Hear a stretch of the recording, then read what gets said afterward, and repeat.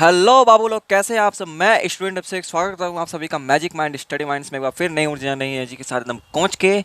तो चलिए आज स्टार्ट करते हैं हम लोग 11th क्लास का जो मैं एक चैप्टर उठाऊँ, चैप्टर नंबर 13, जिसका नाम है उच्च पादपों में प्रकाश संश्लेषण, फोटोसिंथेसिस इन हायर प्लांट्स। तो चलिए अभी तक तो 10 में देखिए पढ़ के आए हैं फोटोसिंथेसिस के बारे में। तो उसमें जो है कि फोटोसिंथेसिस के बारे में आप लोगों को क्या बताया गया था कि प्लांट्स जो है पत्ती उस पे पड़ता है सूर्य का प्रकाश, उसके उसके अंदर होता है क्लोरोफिल। क्लोरोफिल के साथ साथ नीचे से लेता है पानी और हवा से लेता है कार्बन डाइऑक्साइड। दोनों मिल मिला के जो है कि बना देते हैं ग्लूकोज। हो गया प्रकाश संश्लेषण और ऑक्सीजन निकल गया, हम लोग सांस लेते हैं करके हो गया, काम खत्म, चूना लग गया बात पे। अब देखिए कई लोग होते हैं छटकने वाले, यही बात पे छटक जाएंगे। 11 में आएंगे तो पता चलेगा कि इससे डिटेल में और पढ़ाई पढ़नी है। ठीक है, तो ये वाला जो चैप्टर है बहुत ही मज़ेदार है, तो मैंने इसी को पहले से उठा दिया कि चलिए थोड़ा सा आसान भी है और मज़ा भी आएगा पढ़ने में। तो चलिए स्टार्ट करते हैं, तो पढ़ा जाए। तो प्रकाश संश्लेषण देखिए, फोटोसिंथेसिस क्या है सिंपली आप लोग जानते ही हैं, मैंने बता भी दिया, 10th में आप लोगों ने पढ़ लिया होगा। तो सबसे पहले ये जान लेते हैं कि प्रकाश संश्लेषण की क्रिया आखिर होती कहाँ पर है। क्योंकि अगर हमें यही नहीं पता है कि भैया गाड़ी चलता कैसे है तो हम गाड़ी चलाएंगे कैसे, है कि नहीं। गाड़ी लिया के रख लेंगे, 1 लाख रुपया का गया बर्बाद, किसी को बुलाना पड़ेगा। चलिए स्टार्ट करते हैं। तो देखिए प्रकाश संश्लेषण की जो क्रिया है वो असल में होती है हरित लवक, जिसे हम लोग क्लोरोप्लास्ट कहते हैं। लेकिन क्लोरोप्लास्ट कहते तो हैं, लेकिन क्या सिर्फ क्लोरोप्लास्ट ही है? क्लोरोप्लास्ट के अंदर जो क्लोरोफिल होता है, क्या सिर्फ क्लोरोफिल ही है जो प्रकाश संश्लेषण करता है या कोई और भी है? तो इसको हम लोग समझते हैं, चलिए इसको समझ रहे हैं। तो सबसे पहले देखिए उच्च पादप हम लोग किसे कह रहे हैं। टॉपिक है मतलब चैप्टर का नाम है उच्च पादपों में प्रकाश संश्लेषण। क्यों कह रहे हैं उच्च पादप? हायर प्लांट्स क्यों कह रहा है? हायर प्लांट्स कहने का यही मतलब है कि उसमें जो है स्टेम, लीव्स और ये रूट्स वगैरह एकदम डेवलप्ड हैं, उसमें हर चीज़ है, जाइलम फ्लोएम एकदम गूंज के पाया जा रहा है, उसमें कोई शक है ही नहीं। नहीं तो कई लप्पा चलता गल खोदा ना, कई लोग कहते हैं कि नहीं है, नहीं हो रहा है, ऐसे ऐसे। कुछ कुछ काई भी होते हैं, ठीक है, काई जो आप देखे होंगे अलगी उलगी, तो ये सब भी तो प्लांट्स ही है, लेकिन ये सब छोटे हैं। ये सब में कहाँ आपको तना पत्ती दिखेगा, क्या पसरे रहते हैं सब पोखरी में एकदम डेगची भर का, तो उनमें कहाँ मिलता है। तो इसका मतलब क्या, उसे प्रकाश संश्लेषण नहीं होता? उसमें भी होता है प्रकाश संश्लेषण, उसमें भी होता है, लेकिन वो लोग जो है कि थोड़ा कम करते हैं भैया, ये लोग से कम ही करते होंगे। हायर प्लांट्स में जो है एकदम गूंज के मिलता है। अब इसमें देखिए क्या क्या प्रोसेस है, हम लोग को यही पूरा समझना है, तो एकदम डिटेल वीडियो ये बनेगा। हाँ, लेकिन पार्ट्स पार्ट्स करके बनेगा, एक ही बार में कैसे बन सकता है, तो फिर ज़्यादा लंबा हो जाएगा तो मज़ा भी नहीं आएगा। चलिए यहाँ समझते हैं। तो देखिए हम जो बात करते हैं क्लोरोप्लास्ट हरित लवक की, जिसके अंदर क्या होता है, क्लोरोफिल होता है, हिंदी में कहते हैं पर्णहरिम। पर्णहरिम कहते हैं। तो वो कैसे आता है इसके अंदर, या मतलब कैसे विभाजित किया जाता है, तो पहले इसको समझ लेते हैं। तो असल में देखिए जो हम लोग ये बात करते हैं लवक की। लवक, इसको इंग्लिश में हम लोग कहते हैं प्लास्टिड। ठीक है, लवक इंग्लिश में कहते हैं प्लास्टिड। यही जो होता है, जब इसको डिवाइड करेंगे तो ये 3 पार्ट्स में बटेगा। तो देखिए कौन कौन सा पार्ट बटेगा 3 पार्ट में। तो देखिए पहला पार्ट जो बटेगा वो है क्रोमोप्लास्ट। क्रोमोप्लास्ट, क्रोमो, क्रोमो का मतलब क्या है? प्लास्ट का मतलब तो प्लास्टिड हो गया। क्रोमो मतलब क्या होता है? तो क्रोमो एक ग्रीक वर्ड है, इसका मतलब है क्रोमा। और आप लोगों ने कहीं वीएफएक्स वाला जो चीज़, जैसे लोग ये एवेंजर एवेंजर जो गेम बनाते ये मूवी भी बनाते हैं, उसमें वीएफएक्स का बहुत यूज़ कर सकते हैं करते हैं, ग्रीन स्क्रीन का उपयोग करते हैं। ग्रीन स्क्रीन में अगर आप लोग के पास भी होगा तो आप लोग देखिएगा, उसमें लोग क्रोमा की बात करेंगे। क्रोमा की का मतलब है कलर। तो उसमें लोग एक कलर सिलेक्ट करते हैं, बाद में क्रोमा की जब ऑन करेंगे तो उसमें जो है वो कलर डिस्प्लेस हो जाएगा, जिससे क्या होगा कि पीछे का केवल बैकग्राउंड हटेगा और हम लोग जो है वहीं में इसी से नाचेंगे। तो बड़ा अच्छा लगता है देखने में, तो लगेगा हाँ एकदम लड़ रहा है, आयरन मैन आया एकदम मारा भूच से, बैटमैन हो गया, मुंह थुरा गया, ले काम खत्म। तो ऐसे ऐसे चीज़ है। तो देखिए वही है क्रोमोप्लास्ट। क्रोमोप्लास्ट को हिंदी में हम लोग कहते हैं वर्णी लवक। वर्णी लवक, अरे यार नाम वो इसका वही है।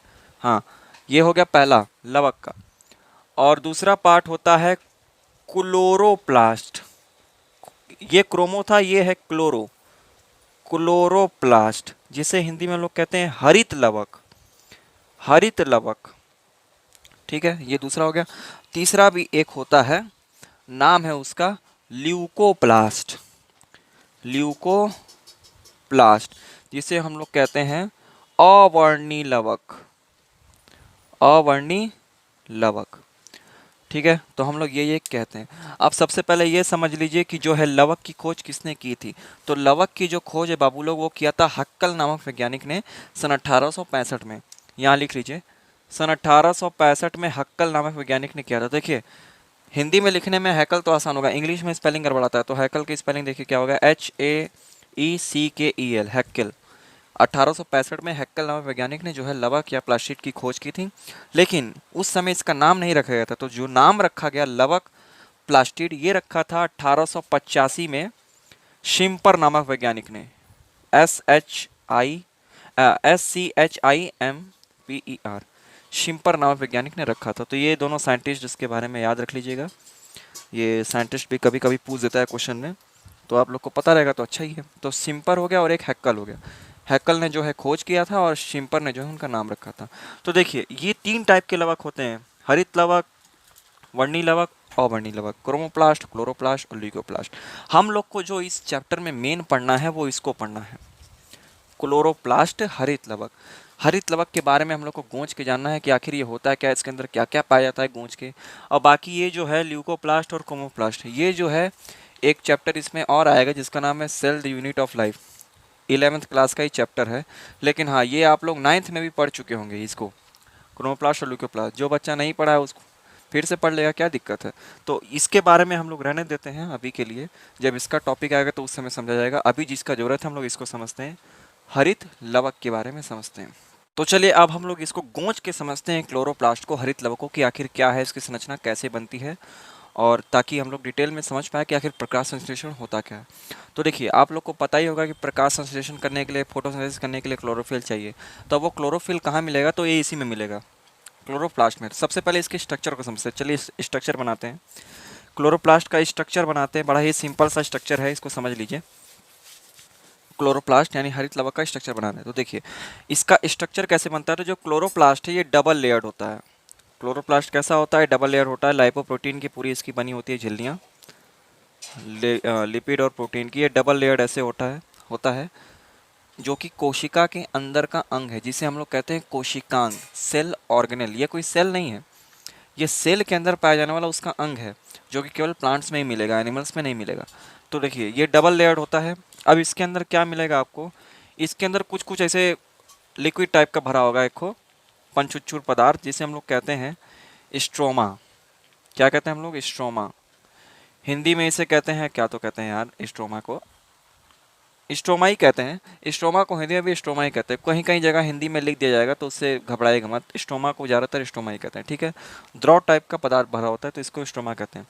ये बाहर वाला जो झिल्ली है हो जाएगा बाह्य भित्ति, अंदर वाला हो जाएगा अंतः भित्ति। और क्या, इसको और कैसे कह सकते हैं, बाह्य झिल्ली कहिए या अंतः झिल्ली कहिए। इसको कह दीजिए बाह्य झिल्ली और इसको कह दीजिए अंतः झिल्ली। आउटर मेम्ब्रेन, इनर मेम्ब्रेन, ये हो गया। और इसके अंदर जो लिक्विड भरा है वो हो गया स्ट्रोमा। ठीक है, आगे समझिए और क्या होता है हरित लवक में। हरित लवक में कई सारे ऐसे सिक्के जैसी संरचनाएं पाई जाती हैं, ऐसे कई सारी होती हैं ऐसे। इसकी संख्या जो होती है 10 से 100 तक के बीच में होती है। तो ये पूरी एकदम मतलब ढेर की तरह होती है, सिक्कों की ढेर की तरह लगता है ऐसे, ये पूरा ऐसे होता है। तो अगर हम इसका एक सिक्का देखेंगे, अगर केवल एक सिक्का, किसी का भी एक सिक्का, ये देखिए एक सिक्का देख रहे हैं, तो इसे हम लोग कहते हैं थैलाक्वाइड। थैलाक्वाइड, थैला, THYLAQOID, थैलाक्वाइड। अगर एक सिक्के की बात करें तो, लेकिन अगर इस पूरे सिक्के के समूह को उठा लें, इस पूरे सिक्के के समूह को, तो इसे हम लोग साथ में बोलेंगे ग्रेनम। ग्रेनम, इंग्लिश हिंदी दोनों में ही सेम बोलेंगे, उसके लिए कोई दिक्कत नहीं है। तो ये हो गया ग्रेनम। अगर इसके समूह को पूरे बोलेंगे तो हम लोग बोलेंगे ग्रेनम।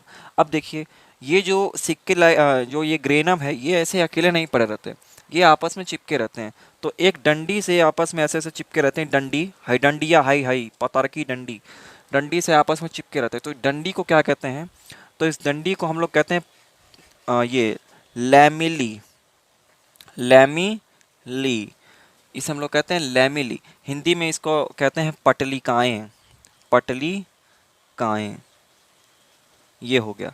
तो ये डंडी से जुड़ा होता है। तो ये है क्लोरोप्लास्ट की संरचना। अब बात ये आती है कि भैया क्लोरोफिल कहाँ होता है, तो पहले और देख लीजिए। क्लोरोप्लास्ट में और स्टार्च के कुछ ये कण वगैरह पाए जाते हैं, कुछ कुछ राइबोसोम होते हैं जो कि इसके अंदर होते हैं। राइबोसोम जो है 70S टाइप का होता है, आपको पता ही होगा, आप लोगों ने 9 में पढ़ा होगा 70S और 80S।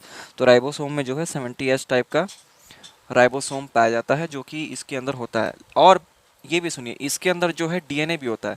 जैसे माइटोकॉन्ड्रिया होता है ना, उसके अंदर डीएनए होता है, उसी तरह हम लोग का ये होता है हरित लवक, जिसके अंदर खुद का डीएनए होता है। इसके कारण जो है ये हरित लवक को, क्लोरोप्लास्ट को हम लोग सेमी ऑटोनोमस ऑर्गेनेल कहते हैं, यानी अर्ध स्वायत्त कोशिकांग। क्यों कहते हैं? क्योंकि जिसके पास अपना खुद का डीएनए होता है वो अपना काम खुद कर सकता है। तो एक तरह से जो हो गया, लेकिन सेमी है, पूरी तरीके से नहीं कर सकता, सेमी तरीके से कर सकता है। हम लोग के पास जो अपना डीएनए होता है, जो कि कोशिका के केंद्रक में होता है, वो क्या करता है, पीढ़ी दर पीढ़ी जो है ट्रांसफर होता है, अपने गुणों को ट्रांसफर करेगा सही में। लेकिन ये थोड़े करेगा, ये गुण थोड़े ट्रांसफर करेगा। हालांकि इसने रखा है तो प्रोटीन वोटीन बना सकता है। तो ये हो गया बात। तो इसीलिए इसको हम लोग कहते हैं सेमी ऑटोनोमस ऑर्गेनेल, या फिर अर्ध स्वायत्त कोशिकांग। किसे? हरित लवक को। माइटोकॉन्ड्रिया को भी कहते हैं, क्यों? क्योंकि उसके पास भी वो होता है, डीएनए होता है। तो समझते चलिए, कॉन्सेप्ट अगर समझे रहेंगे तो अगर को रिलेट करेंगे एक दूसरे को, यहाँ से वहाँ से कहीं से भी कर लीजिए, कोई दिक्कत नहीं है। अगर आपको पता है, कॉन्सेप्ट क्लियर है, तो आप हर चीज़ कर सकते हैं भैया। नहीं तो फिर ऐसे मुंह उठा के चले आएंगे, समझे नहीं आ रहा, पता नहीं क्या बता के चल गए सर ले। तो थोड़ा सा प्रैक्टिस करिए। चलिए आगे देखिए। तो ये हो गया पूरा। अब बात आती है क्लोरोफिल कहाँ होता है। तो देखिए, ये जो थैलाक्वाइड देख रहे हैं ना, ये थैलाक्वाइड, इस थैलाक्वाइड के अंदर कई सारे क्वांटोसोम्स पाए जाते हैं। ठीक है, क्वांटोसोम्स यहाँ लिख दे रहे हैं, क्वांटोसोम्स, कई सारे क्वांटोसोम्स होते हैं। और ये क्वांटोसोम्स की जो खोज है, ये 1961 में जो है 2 वैज्ञानिक ने की थी, जिसका नाम था पार्क एंड पोन। 1961 में पार्क एंड पोन नामक वैज्ञानिक ने जो है क्वांटोसोम्स की खोज की थी। तो ये जो क्वांटोसोम्स है, अब इसी के अंदर जो है 200 से लेकर 300 के लगभग क्लोरोफिल के जो पार्टिकल्स हैं वो पाए जाते हैं, क्लोरोफिल के मॉलिक्यूल्स पाए जाते हैं इसी क्वांटोसोम्स के अंदर। समझ में आ रहा है कि नहीं? हाँ। तो क्लोरोफिल से पार्टिकल पाए जाते हैं, और यही क्लोरोफिल को हम लोग कहते हैं structural and functional unit of photosynthesis. Hindi में कहते हैं प्रकाश संश्लेषण की ये संरचनात्मक एवं क्रियात्मक इकाई। क्यों? क्योंकि यही क्लोरोफिल में जाके जो है प्रकाश संश्लेषण संपन्न होता है। बाकी ये सब तो पंचुच्चू है, तब बेलगगरा है, सब एक नंबर का भैंस मुंड है, सब गलखोदन, ये सब में कहीं प्रकाश संश्लेषण नहीं होता है, केवल क्लोरोफिल में होता है। क्लोरोफिलवा जो है प्रकाश को इसे लपक लेता है बुक से। अब बुक से न पकड़ेगा तो फूच पकड़ के प्रकाश को ले लेगा, और अंदर से ये गैस से लेगा कार्बन डाइऑक्साइड, नीचे से पानी मिला के बना देगा ग्लूकोज ले, और फिर प्लांट को दे देगा। प्लांट अपना रख लेगा इसे थैली में, और चलेगा इसे चलेगा तो नहीं, मतलब रखा रहेगा अपना, जब उसको ज़रूरत पड़ेगा निकाल के लेगा, कहेगा लो चूस लो, काम खत्म। ऐसा ही होता है, बस हो गया। तो ये है हमारा पूरा क्लोरोप्लास्ट। इसको आप लोग चाहे तो बना सकते हैं, ये ऐसा ही होता है क्लोरोप्लास्ट, और क्या है इसमें, और दिक्कत थोड़े है कुछ। चलिए अब आगे बढ़ते हैं। तो अब देखिए, अब इसमें होता क्या है, अब इसको इरेज कर देते हैं। यहाँ पे होने के बाद अब हमने जो है क्लोरोप्लास्ट का स्ट्रक्चर जान लिया है, ठीक है। तो अब देखिए, अब जो ये क्लोरोफिल है, क्लोरोफिल तो पता चल गया कि क्या है, ये प्रकाश संश्लेषी क्या है, एक मतलब प्रकाश संश्लेषण की क्रियात्मक इकाई है। प्रकाश संश्लेषण यहीं पे होता है, फोटोसिंथेसिस यहीं पे होता है। लेकिन केवल क्लोरोफिल ही ऐसा नहीं है जिसमें केवल फोटोसिंथेसिस होता है, कई और भी वर्णक है, कई और भी पिगमेंट्स है जिनमें प्रकाश संश्लेषण होता है। तो कौन कौन से हैं? तो देखिए, मैं वहाँ लिख ले रहा हूँ, मैं यहाँ लिख दे रहा हूँ। तो कुछ प्रकाश संश्लेषी वर्णक, संश्लेषी वर्णक, फोटोसिंथेटिक पिगमेंट्स, ठीक है, फोटोसिंथेटिक पिगमेंट्स कौन कौन से होते हैं? क्लोरोफिल के अलावा भी कई सारे होते हैं, लेकिन हाँ, क्लोरोफिल में भी 2 होते हैं।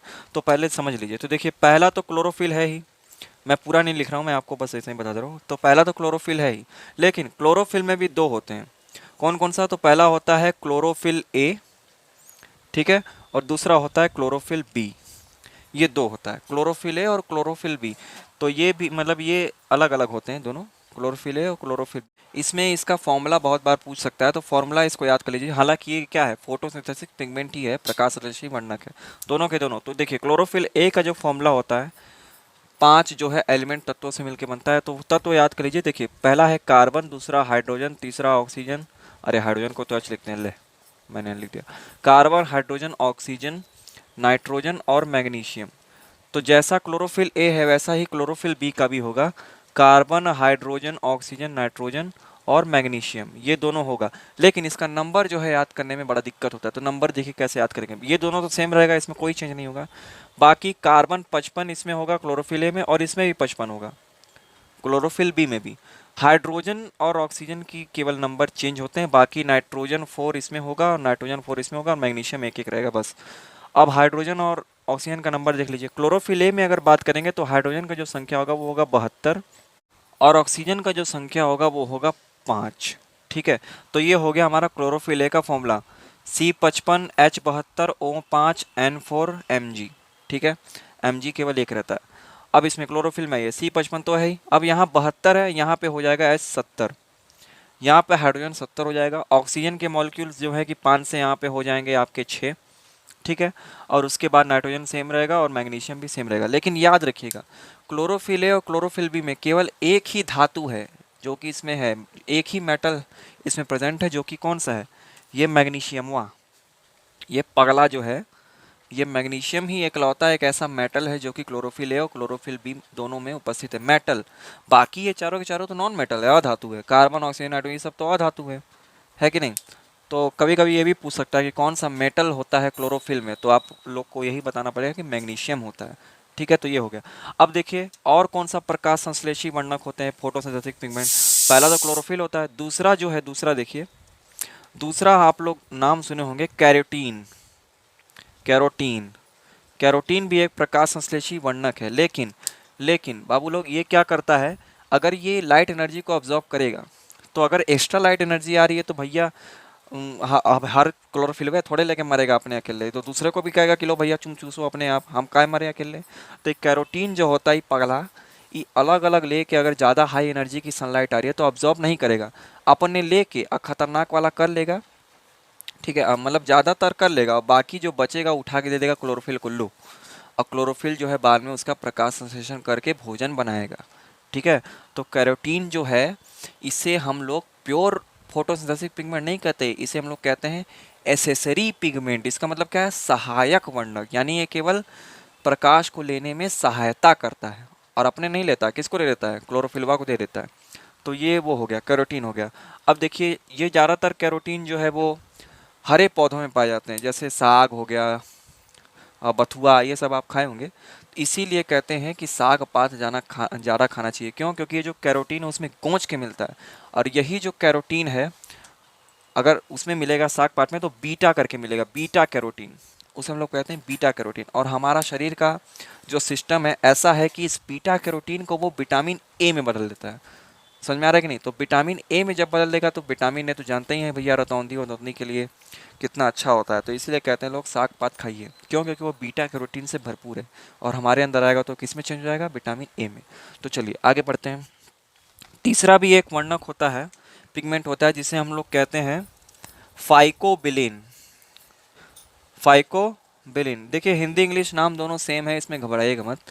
तो जो यूपी वाले होंगे भैया वो सोच रहे होंगे कि पता नहीं क्या सर इंग्लिश में ही बोले जा रहे हैं, तो भैया इंग्लिश हिंदी जो दोनों नाम है वो सेम है, इसमें घबराने की कोई ज़रूरत नहीं है। फाइकोबिलिन एक होता है आखिरी, ये सबसे मतलब ये भी एक फोटोसिंथेसिस पिगमेंट है, ये आखिरी है, इसे हम लोग कहते हैं फाइकोबिलिन। फाइकोबिलिन भी जो होता है वो दो टाइप के होते हैं। ठीक है, कौन कौन से होते हैं उसे समझ लीजिए। एक होता है रेड, एक होता है रेड फाइकोबिलिन और एक होता है ब्लू फाइकोबिलिन। ठीक है, रेड वाले को हम लोग कहते हैं फाइको इरिथ्रीन। जो रेड वाला फाइकोबिलिन है उसे हम लोग कहते हैं फाइको इरिथ्रीन, इरिथ्रीन। और जो ब्लू वाला फाइकोबिलिन है उसे हम लोग कहते हैं फाइकोसाइनिन, फाइकोसाइनिन।